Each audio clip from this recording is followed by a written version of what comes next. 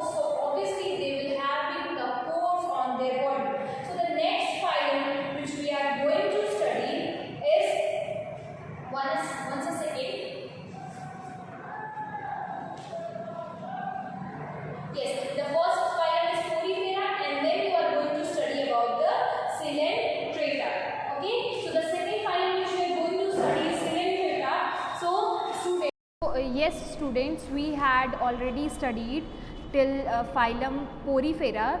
So here you can see on your screen that we are going to start phylum Coelenterata. Okay, so now we will study phylum Coelenterata. So as you see in your picture students, the diagram which is made is of Hydra. Okay, so Hydra belongs to the phylum Coelenterata. So like Porifera, I had explained to all of you that Porifera bears spore.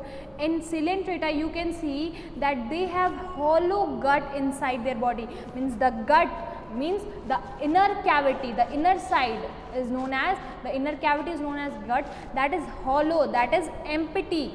That kind of animals comes into the category of this phylum Coelenterata.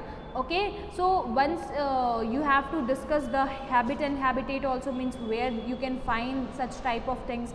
So such type of phylums, so they are basically found in fresh water. Okay, so they may be formed in colony also, they may be appear sometime alone also. Okay students, so when we talk about the different thing which we have to discuss in this is the level of organization. Like in phylum Porifera, I had explained to all of you that Porifera bears spore, and the level of organization in them is cellular level of organization. Okay, and we are organ system, we are having we are organisms. So organism are made up of cell, then tissue forms organs, organs forms organ systems, and then organ system form organism. But in Porifera we had studied that the Poriferas are having cellular level of organization. Okay, means no any types of organ buildup or organ system. Okay, so here if we talk about the level of organization, the tissue grade of organization, so that means they are more updated or upgraded than that of Poriferans. Okay, so they are having tissue level of organization, and they are also possessing a cell, a distinct cell, that is known as what you have to see in the diagram, that there are two more example which is given. For example, for Cyntrians in the diagram figure 4.11 in your book, and you can see in this diagram students, which is showing on your screen, that how the structure of their body looks like. See in diagram number A, there is a opening which is known as mouth. You can see the diagram by zooming it. See, this is mouth, and how the structure of mouth, and the inside outside the mouth the tentacles are present. So tentacles helps the animal to capture the food. Okay, now when we talk about the structure of Hydra, the structure of Hydra contain polyp like structure. Okay, the polyp is the round like structure which is known as polyp. Medusa is the reproductive part, means they perform reproduction, and the medusa region is responsible for the reproduction. Okay, now when we move forward, we will study, see there are different animals found in phylum Coelenterata, that is Hydra, Physalia, now Gorgiella and Aurelia, etc. So basically they are water animals. Okay, means they need water to their life. Okay, now the third phylum which is showing on your screen is phylum Ctenophora. See, it is written Ctenophora, but the C will be silent and you will pronounce it as a phylum Ctenophora. So when we talk about the phylum Ctenophora, how these animals will look like? These animals will be look like a comb bearing structure. Okay, so when you see the structure of Ctenophora, see there are some comb like structure you are able to see in the diagram, you are able to see the comb plate like structure. So these type of animals belongs to phylum Ctenophora. See the most common example is Ctenoplana, okay, which is showing on your screen. Ctenoplana is the most common example of phylum Ctenophora. Okay students, if we talk about the different type of, you can say, the features of Ctenophora, what we will see that they are marine. Okay, marine means they live in sea water. Whenever the term marine come, you will understood that marine is used for sea water animals. Okay, body form is oval and flat. Oval you know, flat also you know.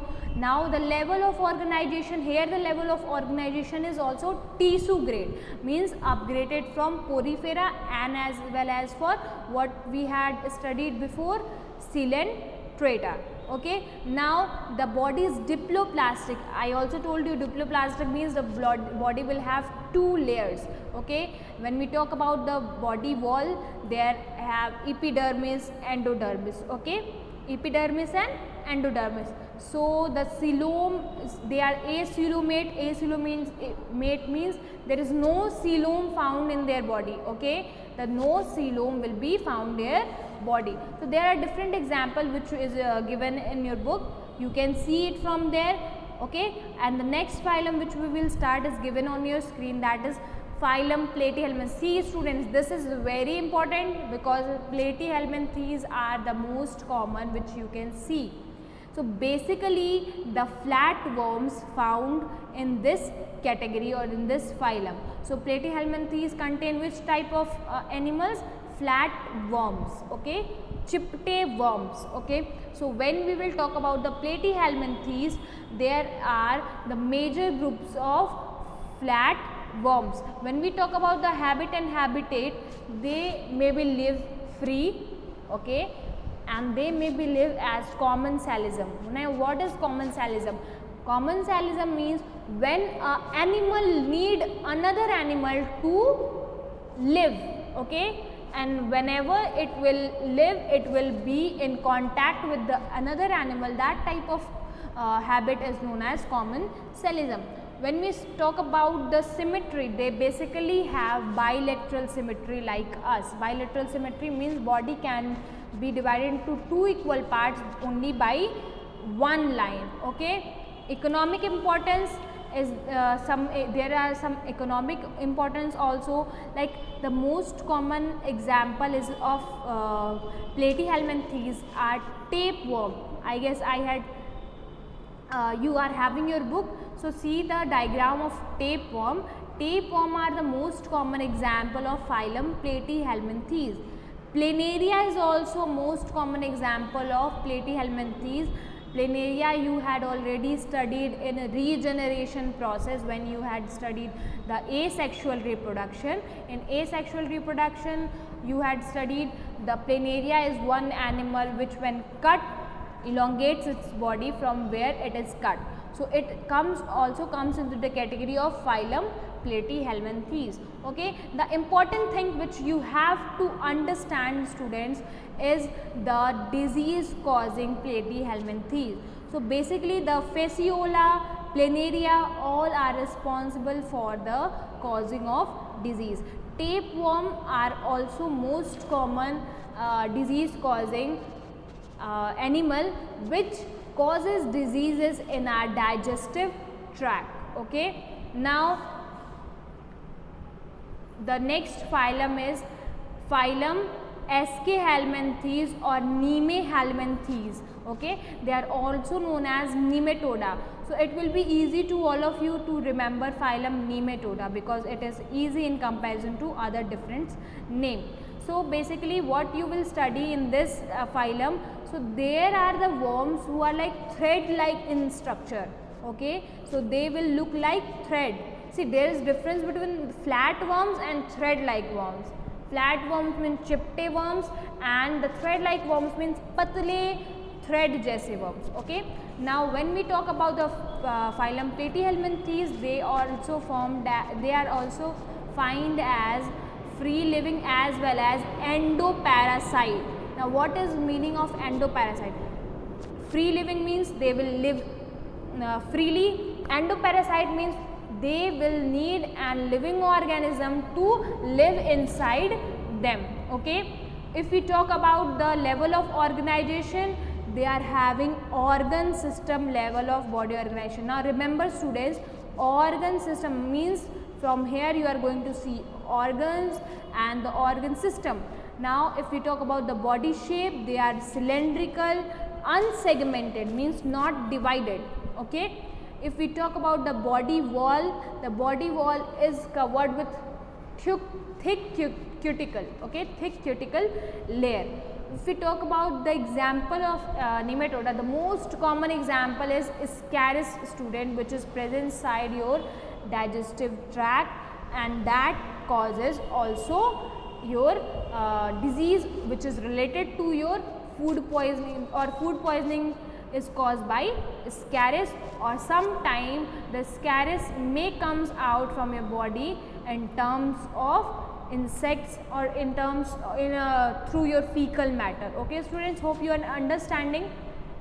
Okay, so disease causing nematodes are Ascaris, okay, Vaucheria, and so yes students, there are some nematodes which are responsible for the causing of diseases such as Ascaris, Vaucheria and Enterobius. Okay, now the next phylum which we are going to study students is phylum Annelida. If we talk about the Annelida, now how they will look? They will look like a ring like worms, means the body will be ring like, okay, means they will be completely round ring like a structure. Okay, see the metameric segmentation, the metameric generalized annelid. Here you can see the body of an annelida. See, coelom is present, septum is present. Now what is septum? Septum is the partition which is found inside the body. Okay, nephridia is their organ which help them to breathe. Okay, now parapodia means the structure which help them to move. See, you can able to see the structure with the diagram. Now what is pharynx? Pharynx, larynx, you know what is the meaning of pharynx and larynx? They are food pipe or windpipe. Okay, pharynx basically here pharynx, so basically pharynx and larynx in human body also present. So basically the pharynx will helpful to move air inside their body. Okay, now when you see the body wall, there is the body wall is soft and dermomuscular. The body wall will be very soft in the structure. When we talk about the respiration, they perform the respiration by the modified gills. Okay, now only till phylum Annelida we will study. Okay, and students, if you think you need something more, you can tell it to me. And yes, since our chapter is very lengthy, you also have to read your book by your own. I will just give you a brief idea about the whole chapter. Okay, but at last you have to study, because the syllabus of 11th is very lengthy. So please study students, and if you find any difficulty, please ask me the term, because in book it is written in very easy language, but my work is to make you understood that what is the brief idea of the things and what you have to study. So yes students, revise till here, and in our next class, live class, or in our next video, we will go further from phylum Annelida. Okay, thank you so much students.